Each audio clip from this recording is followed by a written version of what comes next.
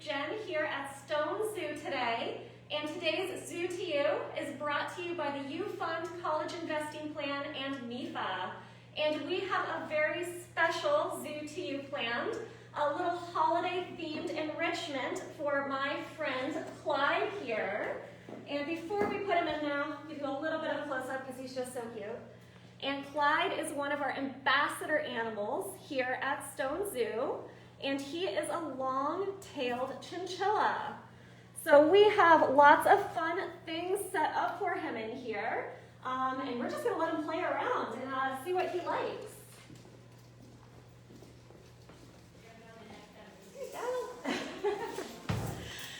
So everything in here actually serves a purpose.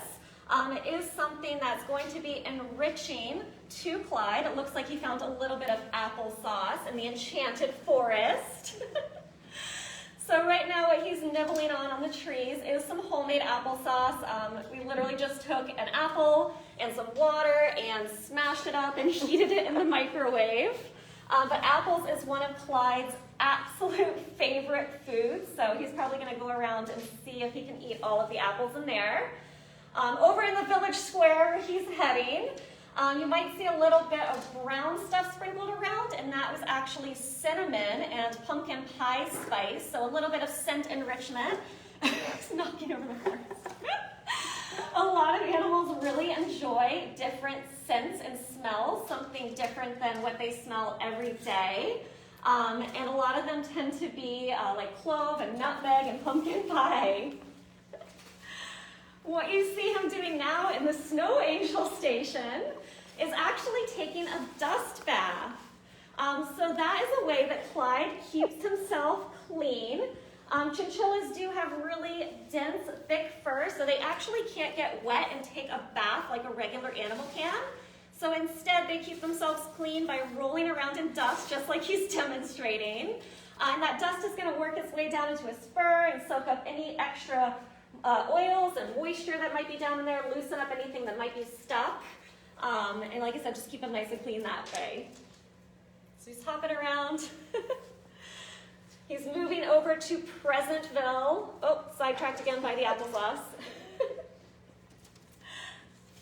But again, all of these things that he's doing do encourage natural behaviors that he would be doing in the wild.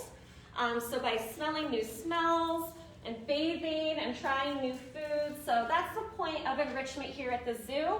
It's not only fun for us to watch, but it's also very enriching for our animals. So we like to give them different things whenever we can. Just checking out the village square. Now you can see the way that Clyde moves around.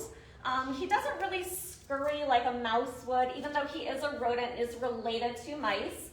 He does hop. And that's an adaptation for his habitat where he would live in the wild. So these guys are native to the Andes Mountains in Chile in South America. And they can live at elevations close to around 10,000 feet. So living in all of those rocks and cliffs, they like to jump from rock ledge to rock ledge. So he can actually jump about 3 feet straight up in the air if he wanted to. So you can see those little hopping motions would be similar to how he would be hopping around in his natural habitat. You might also notice those cute little whiskers moving around on the front of his face. And he actually uses those as a way to touch and to feel, as a sense of touch. Similar to a cat, if anybody has cats at home.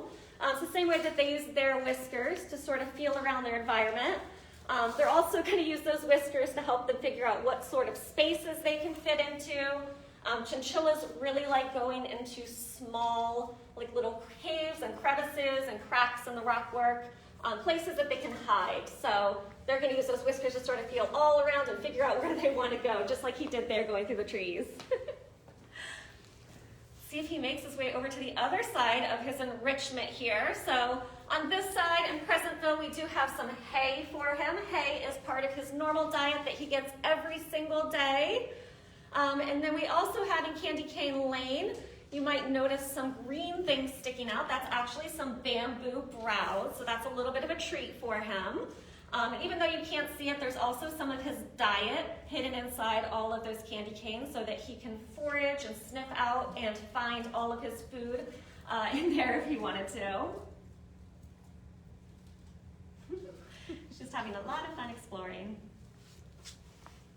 We're also happy to answer any questions that come along while we're kind of just watching him have fun.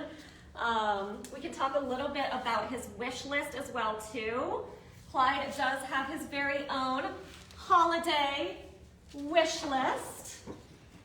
And all of these items can be found on our Amazon page that the zoo puts up for all of our animals here at the zoo. So not only items for Clyde, but a lot of our animals at the zoo have these wish list items. So if you're feeling in the giving spirit for our zoo animals here, you can check out that list on Amazon to make any purchases for them.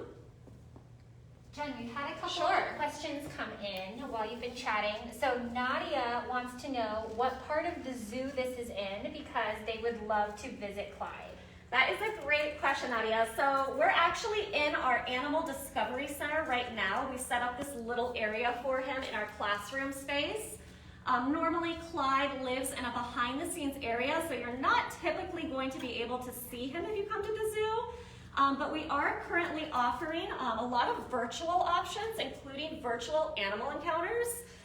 So I know it's not the same as seeing his cute little face in person, but you still can get a chance to meet Clyde one-on-one if you book one of our virtual animal encounters. Linda was wondering how old is Clyde? So Clyde is actually 14 years old, which is pretty old for a chinchilla. In the wild, they typically live to around 10 or 11. Under human care, however, they can live into their 20s. And Danny was wondering, what are Clyde's predators in the wild? Great question, Danny. So in the wild, a lot of bird species, hawks and eagles, are going to swoop down and try to grab them. Things like coyotes might try to hunt for them. They are quite small, so they're a prey species to a lot of animals. But as you can see, Clyde is pretty quick, so they can be quite fast, and even though he looks very, very fluffy, he's actually not that big, so he can squeeze into really, really small places to hide too. Dale was wondering, do chinchillas make good pets? Great question, Dale. So no, chinchillas do not make very good pets. As cute as he is, a lot of work goes into raising a chinchilla. Typically, they're going to be sleeping this time of day. The only reason he's awake right now is because I woke him up to come out here and play and all of his fun enrichment. Oh, into his little hide. But chinchillas are typically crepuscular and nocturnal. So that means that when you're trying to sleep at night, they're going to be up, having a party, making a mess, making all sorts of noise. And during the day, when you're awake, they're going to want to sleep. They're also very temperature dependent, which a lot of people don't realize. Again, they have really thick fur, which means that they can overheat very, very easily. So you really have to watch how warm their habitat is, how humid it is, because if it gets too hot and too humid, it can actually be really, really dangerous for them. They are also, as I mentioned earlier, in the rodent family, and as we all know, rodents love to chew on absolutely everything. So if you're letting him run around your house, chances are he's going to be chewing on your furniture, your shoes, anything that you have out and laid around. So we had another question come in kind of related to the temperature that you were talking about. What do we do to keep them cool in the summer?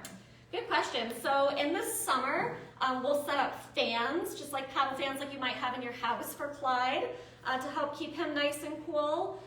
We also have a marble slab that we call a chinchilla. I don't know if that's the official name or if that's just what we coined it here at the zoo. But we can put this marble slab, we keep it in the freezer so it gets nice and cold, and then we'll actually slide that under some of his boxes and his bags. So he has a nice cool place to lay if he wants to. And are chinchillas endangered? They are endangered. Great question. So Clyde is a domestic chinchilla. So chinchillas are bred for to be pets for this purpose. However, chinchillas in the wild are endangered. They were overhunted in the early 1900s, specifically for their fur. They have really super soft fur. A lot of people like to make things like coats and scarves and hats out of that fur. So unfortunately, due to overhunting, their population was really decimated. And it wasn't until protections were put in place into the 70s that they started making a little bit of a comeback. However, because of all the overhunting, they are still considered on the endangered species list. And our last question, what is your favorite animal to work with at the zoo? So my favorite animal here at the zoo is definitely Clyde, which is why I wanted to bring him out today. I just think he's so cute. He has so much personality. He can be sometimes a little bit of a grumpy old man, but I think that's one of the things that I love about him. All right, so I think that's all the questions we have for today. So we're just going to leave Clyde to it and let him play around here a little bit more in his enrichment.